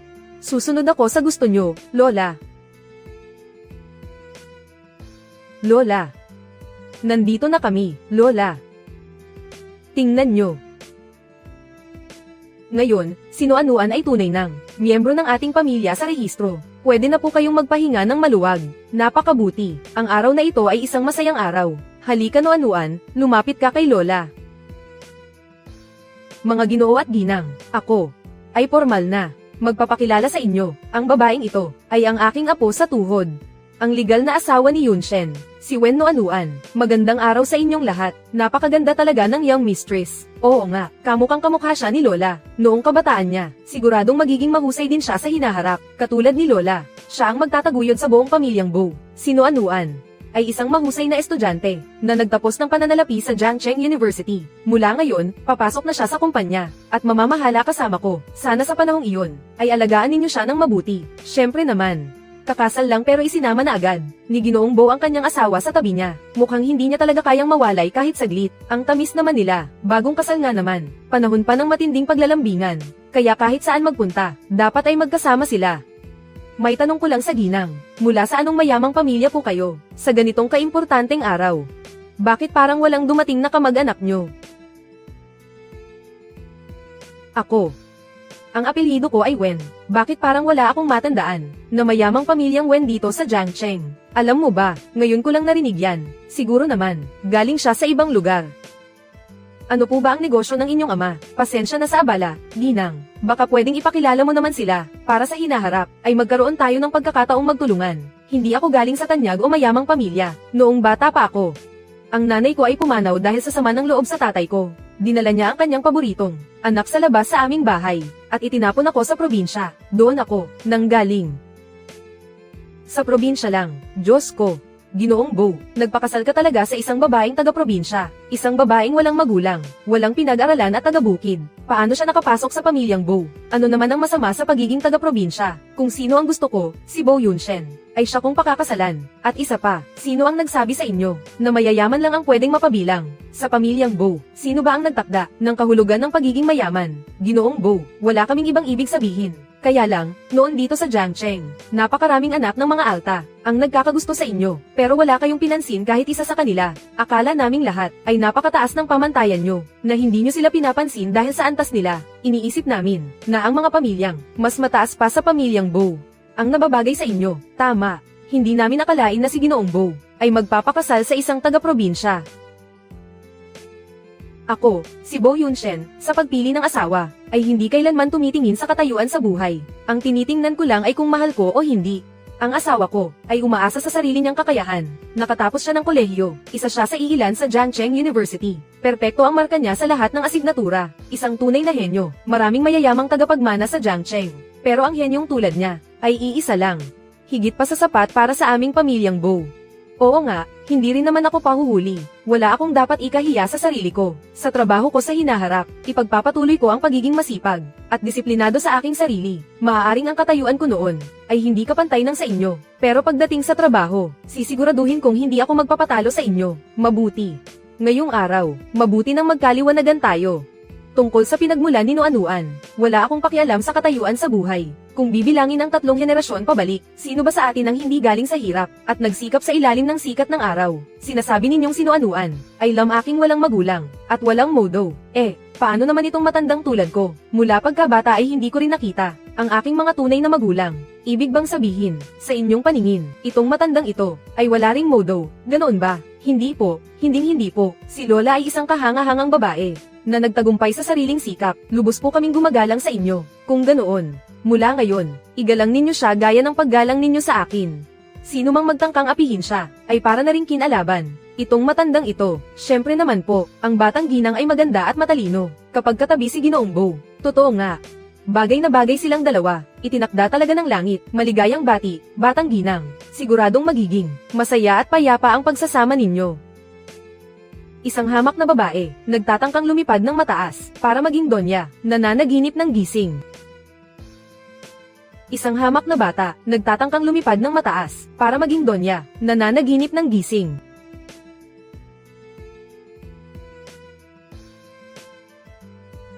Sino ang nagpapasok sa iyo rito? Hindi ka welcome sa pamilyang Bo. Umalis ka rito. Ikakasal na si Yunshen. Bilang ina niya, paano namang hindi ako sisipot para manood? Yunshen, Ginagawa lang ni inay ang lahat para sa ikabubuti mo. Hindi mo naman siguro itatanim ang sama ng loob kay inay, di ba? Ngayong nakita mo na, tapos na. Dapat ka nang umalis. Yun Shen, bilang isang ina, paano namang hindi ko mamahalin ang sarili kong anak?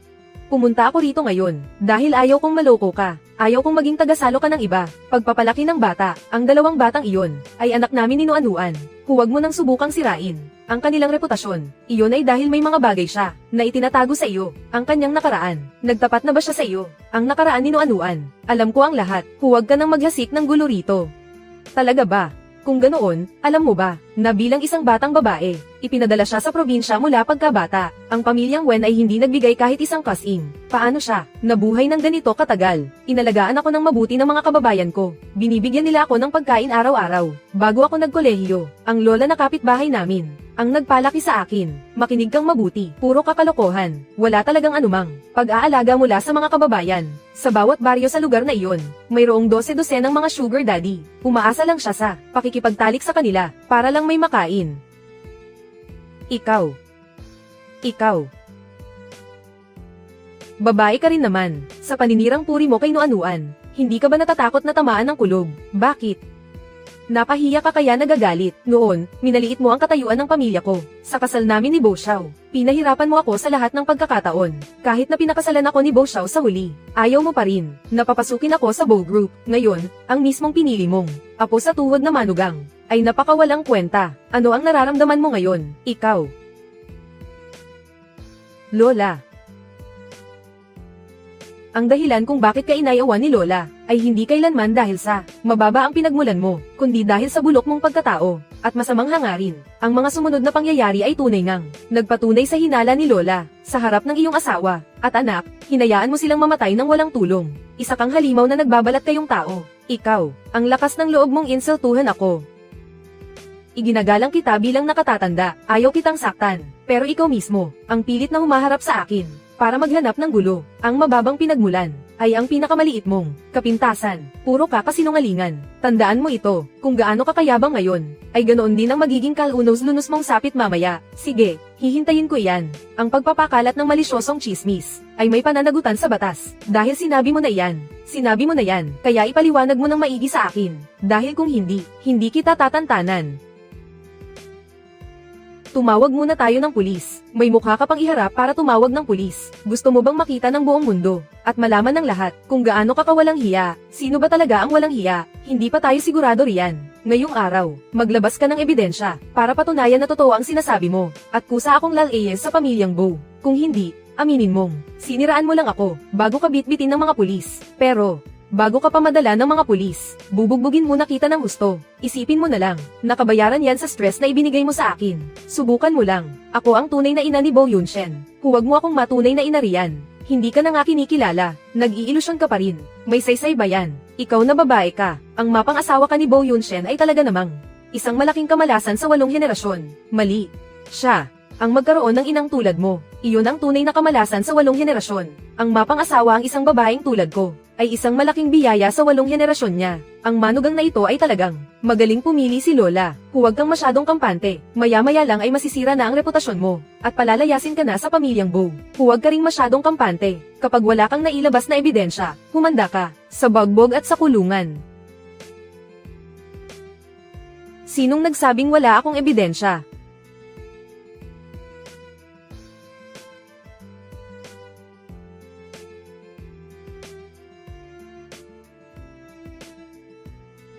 Mahal kong ate, ayaw ko sanang ibunyag ang mga ginawa mo sa harap ng maraming tao. Pero, ang pagtatago mo ng katotohanan ay panloloko kay Boss Bo.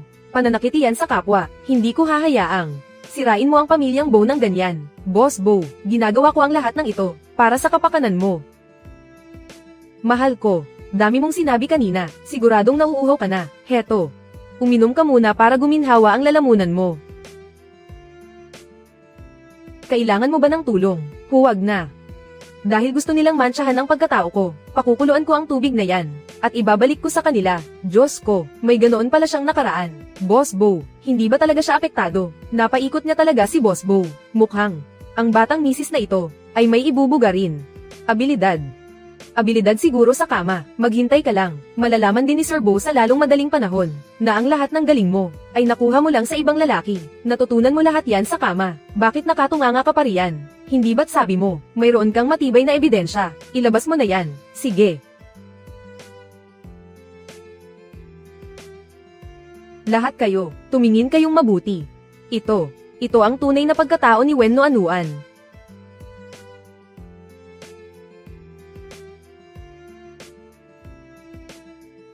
Siya kaya? Talaga bang ganoon siyang klaseng tao? Peke ang lahat ng ito. Ang apo ko. Hindi kailanman magagawa ang ganyang bagay. Inay. Nasa harap niyo na ang ebidensya. Bakit niyo pa rin siya pinagtatanggol? Bakit ang unfair niyo? Kung noon pa man ay sa akin. Kahit kalahati lang ng bait niyo sa kanya ang binigay niyo. Hindi sana ako aabot sa punto na magagawa ang maraming pagkakamaling ito. PWE. Ang paggawa mo ng mali ay dahil sa masama mong ugali. Hindi ka karapat dapat maging asawa. Ngayon, pumunta ka pa rito para suruan ang apo ko. Manahimik ka. Huwag mo akong tawaging inay. Hindi ka bagay.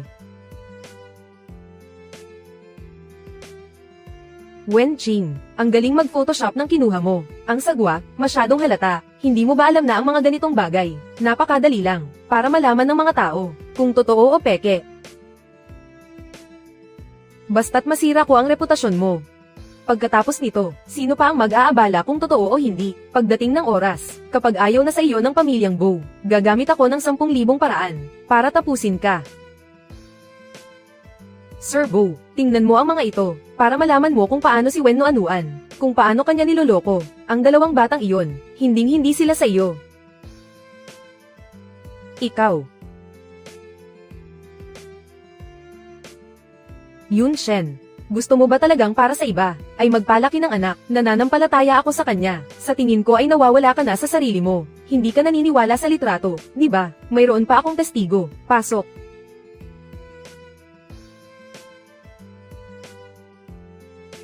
Uncle Chen. Bakit kayo nandito? Magkakilala pala kayo. Mas mapapadali ang usapan. Ngayon, sabihin mo sa lahat, noong si Wen no Anuan ay nasa inyong nayon, kung gaano siya kawalang hiya, mas malala ang kwento, mas mabuti. Sa ganitong paraan, lahat ng gastusin sa ospital ng asawa mo, ako na ang bahala.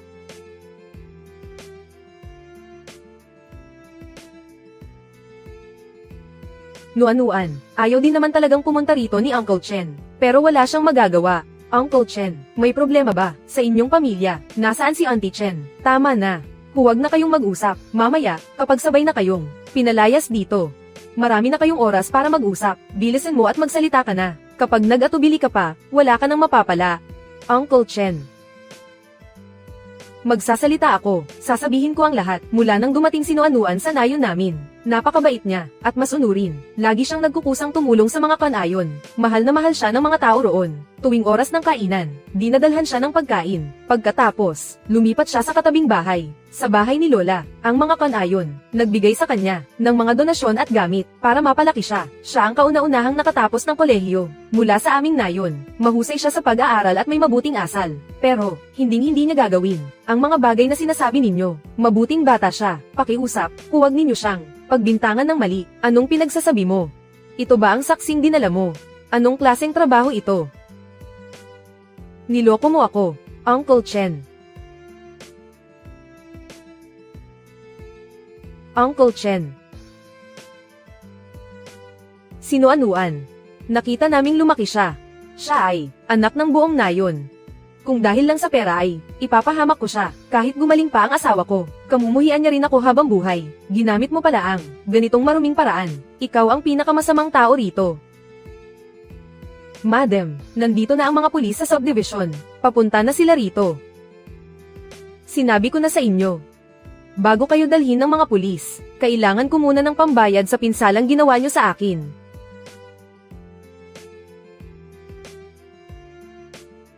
Hindi ka rin makakatakas. Anong gagawin mo? Yun Shen, nanay mo ako. Anong ginagawa mo?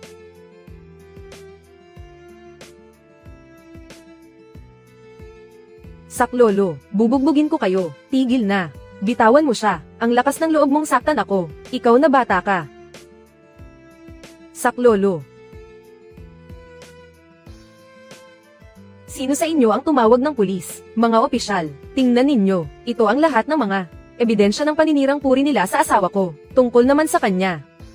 Ako ang tumawag sa pulis. Ako ang tumawag sa pulis.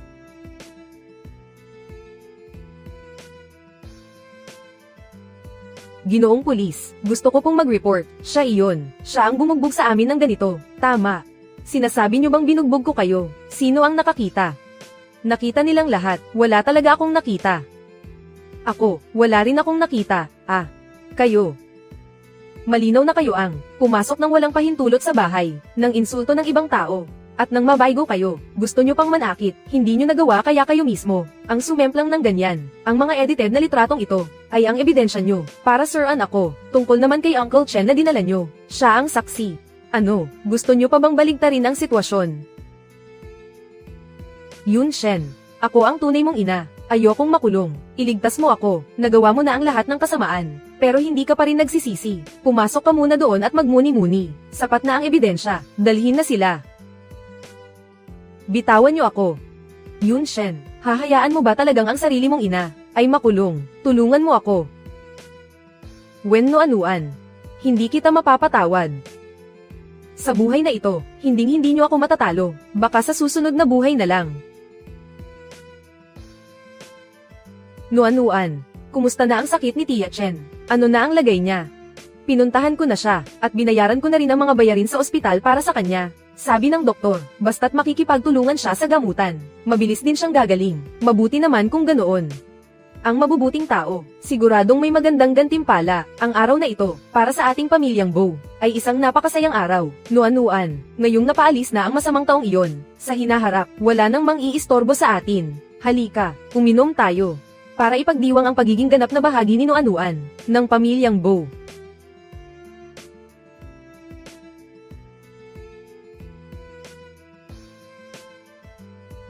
Anong problema, Nuan-nuan? Hindi mo ba gustong uminom? Hindi naman sa hindi ko gusto. Kundi hindi ako pwedeng uminom. Mahina talaga ang tolerance ko sa alak. Natatakot akong kapag naparami ang inom ko, mapapahiya lang ako. Sobrang nakakahiya, grabe talaga. Iyong tipong, kapag nalasing ako, baka nawawala sa sarili. Walang pakialam sa pamilya. Kapag nalasing ka, ano bang nagagawa mo? Isang taon na ang nakalipas, pinainom ako ng alak ng pamilya Wen. Iyon ang unang pagkakataon kong uminom, kaya hindi ko sinasadyang pumasok sa kwarto mo. Kaya nangyari, ang bagay na iyon, isang taon na ang nakalipas iyon. Uminom din ako noon, hindi ko na matandaan. Bakit hindi ka uminom ng kaunti ngayon, para makita natin, kung may mangyayari bang bagong kaganapan? Ayos lang iyan, tingnan mo, pamilya naman tayo, walang masama kung uminom ng kaunti. Halika. Sige, usapan niyan ha, kapag nalasing ako at napahiya, huwag niyo akong pagtatawanan.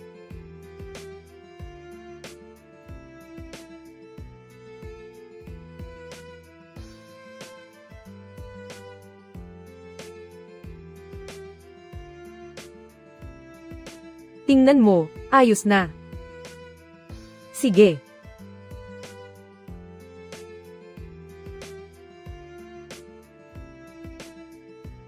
Nuan-nuan. Nuan-nuan. Lola, ihahatid ko muna siya sa itaas. Sige, lumakad na kayo. Tayo na. Hindi naman sa masama kang malasing. Mahina lang talaga ang tolerance mo. Isang baso lang, tomba ka na. Tara.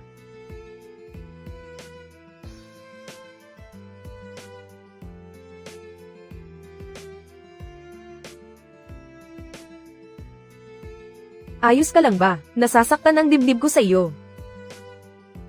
Nabangga ang dibdib mo. Patanjin nga kung may nangyari sa iyo. Huwag mo akong chancing-an. Sige, hindi na. Makinig ka sa akin. Bumalik na tayo sa kwarto. Wala na ang dibdib ko. Ninakaw mo ang dibdib ko. Hindi ko ninakaw iyan. Pagbalik natin sa kwarto, habarin mo ang damit mo at makikita mo rin iyan. Ano bang pinagtatawanan ko sa iyo? Sabi mo wala akong dibdib. Wala talaga akong sinabing ganyan. Ako rin naman, wala. Hindi ako naniniwala, maliban na lang kung pahipo ako. Lasing ka ba talaga o nagkukunwari lang? Simula ngayon, bawal ka nang uminom. Unang araw pa lang ng kasal natin, inaapi mo na ako. Inaapi mo ako. Lola, inaapi ako ng apo nyo. Tulungan nyo naman ako. Kahit saglit lang. Kahit saglit lang. Pagkatapos nito, babalik na tayo sa kwarto. Sige na, bilis.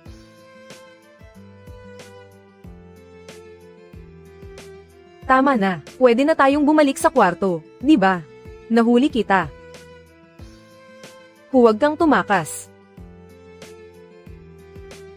Ikaw. Ako.